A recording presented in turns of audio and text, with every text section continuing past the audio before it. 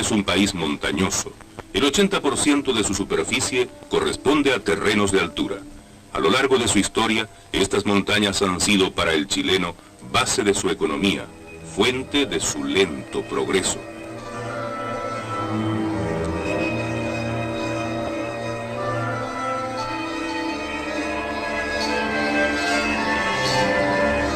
Infinidad de ricos minerales conforman la materia de las altas cumbres. El cobre es uno de ellos. Chile fue y es conocido en el mundo por su cobre. Fue y será también el gran abastecedor del metal rojo.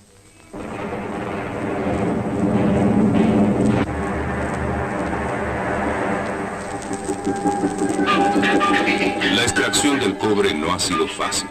En las minas a tajo abierto, calor sofocante, viento, polvo. En las subterráneas, el otro extremo. Temperaturas de 20 grados bajo cero, nieve, avalanchas, derrumbes. Pese a la creciente mecanización de las faenas, el hombre, el minero chileno, ha sido y es el principal motor de esta máquina gigantesca. Sin embargo, estos hombres y sus familias han conocido y vivido una historia negra. Recuérdense las pulperías. En vez de sueldo, mercaderías o alimentos que enriquecían aún más al pulpero, al pulpo, a la compañía. Y la silicosis, o la prostitución. Calama, ciudad pequeña, tiene 300, 400 prostitutas. Y Rancagua, ¿cuántas?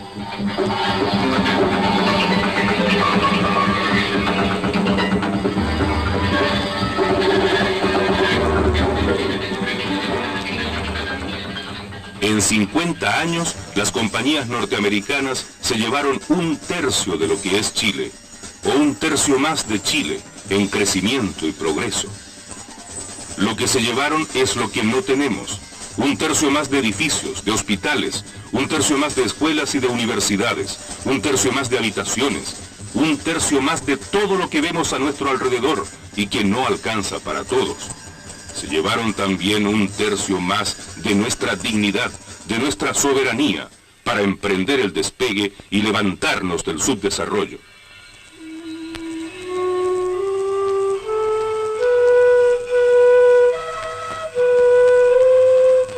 Potencialmente rico, Chile ha sido un país pobre, con un lento desarrollo. Muchos chilenos deben ganarse la vida en oficios marginales. La desocupación es un problema que se arrastra por generaciones.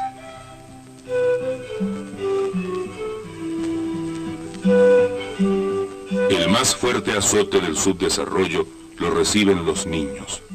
25 de cada 1000 de ellos nacen muertos cada año. Los que sobreviven afrontan la desnutrición, el analfabetismo. 30% de ellos sufren de deficiencias mentales. Pero cada familia proletaria sabe esto mejor que las estadísticas. Solo tiene que recordar que el mal tiene nombre y apellido, padre y madre. Subdesarrollo chileno, hijo de imperialismo y de dependencia.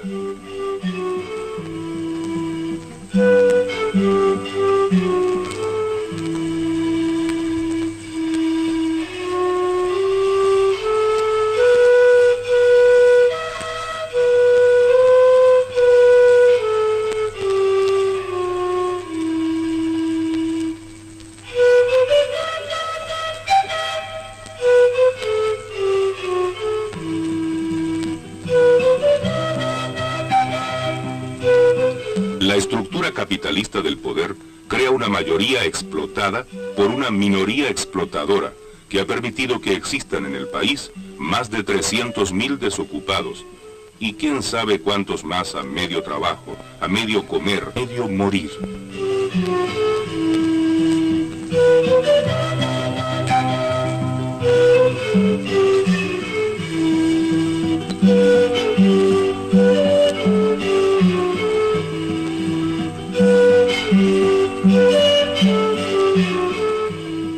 La vida bajo el subdesarrollo es así, arrastrada, pobre, mezquina.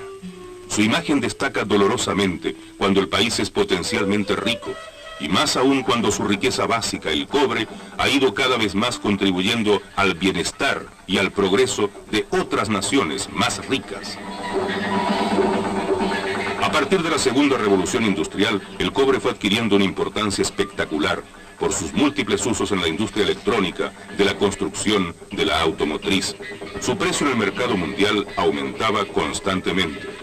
Así, el esfuerzo financiero de las compañías norteamericanas del cobre para echar a caminar a comienzos de este siglo los gigantescos minerales chilenos fue mínimo. Con una inversión inicial de algo más de $3 millones, el resto lo obtuvieron de las propias utilidades que hasta los niños mineros ayudaron a producir.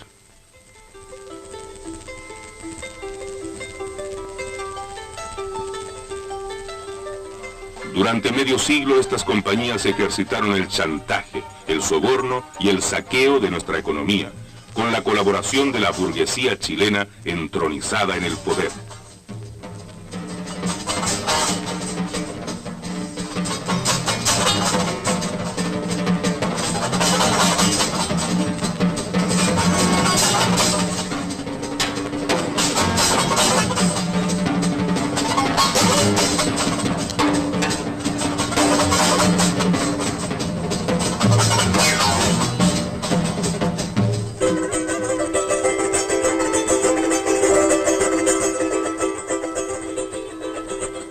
En 50 años de este siglo se fue gestando la unidad del pueblo, en heroicas luchas contra el enemigo interno, la burguesía, y contra el imperialismo norteamericano, representado por las grandes compañías del cobre.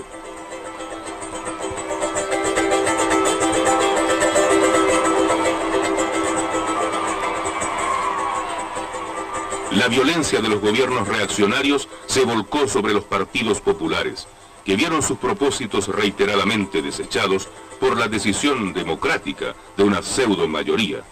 Grandes marchas de obreros, campesinos y estudiantes, paros nacionales, huelgas impulsadas por reivindicaciones económicas, encontraron siempre como respuesta la represión armada de los gobiernos derechistas. Un lema era común en todas las manifestaciones: nacionalización.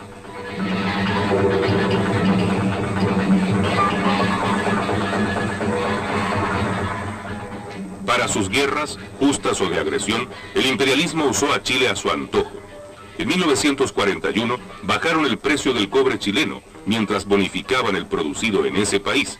Durante la guerra de Corea, vendieron el cobre chileno más bajo del precio real. Y para atacar a Vietnam, el cobre chileno fue vendido a la mitad del precio del mercado internacional.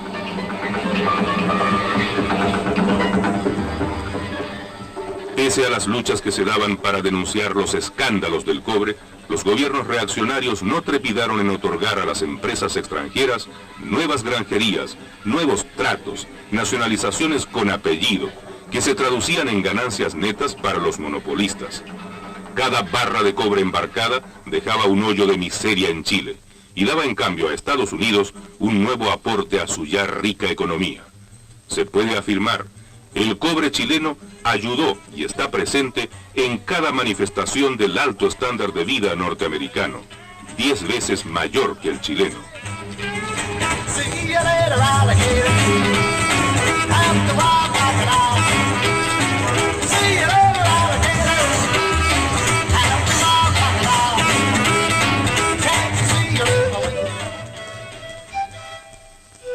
País dependiente, Chile aceptó el estancamiento de su propia industria al dejar que las compañías norteamericanas elaboraran el cobre chileno en Estados Unidos.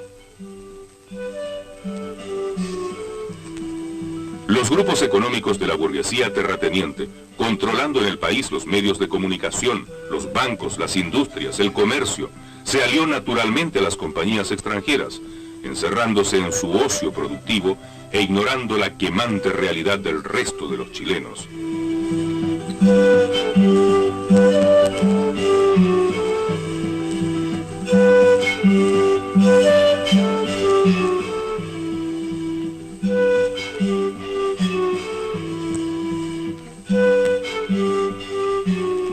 El pueblo conocía desde antiguo a sus enemigos, pero estos, con el poder político y el poder económico en sus manos, lograron mantener a gran parte de la población sumida en la miseria y en la inacción.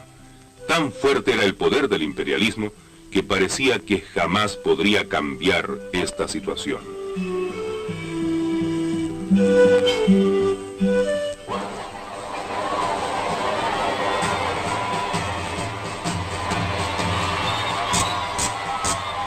Llegó por fin el día que hoy vivimos, del triunfo del pueblo y su gobierno de unidad popular, el que planteó como medida de urgencia la recuperación de las riquezas básicas para garantizar integralmente la independencia económica y la plena soberanía.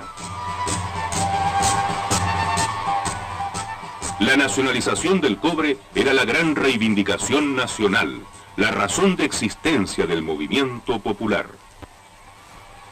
En la histórica Plaza de los Héroes de Rancagua, el 11 de julio de 1971, el presidente Allende proclamó esa fecha como el Día de la Dignidad Nacional. Los altos dirigentes del cobre encabezaron las columnas de mineros que con su presencia iban a respaldar a su presidente en el acto de anunciar lo que ya la ciudadanía toda había decidido.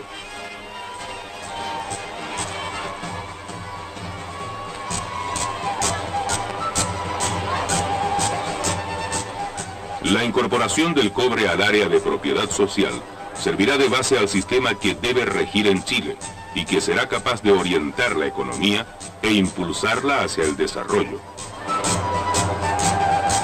Por eso, al llamar ese día el presidente Allende a un acto en la Plaza Heroica de Rancagua, lo hacía para proclamar la segunda independencia de la patria.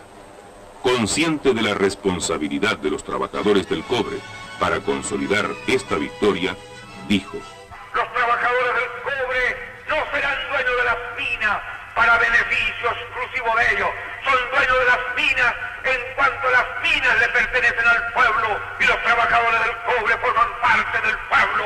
Pero los trabajadores del cobre tienen que entender, lo saben y lo van a vivir, que el esfuerzo de ellos estará destinado a hacer posible que cambie la vida del niño, la mujer y el hombre de la tierra chilena, que el esfuerzo de ellos y el cobre estará destinado al progreso de la patria, que al sudar trabajando el fondo de la mina están haciendo por un Chile distinto.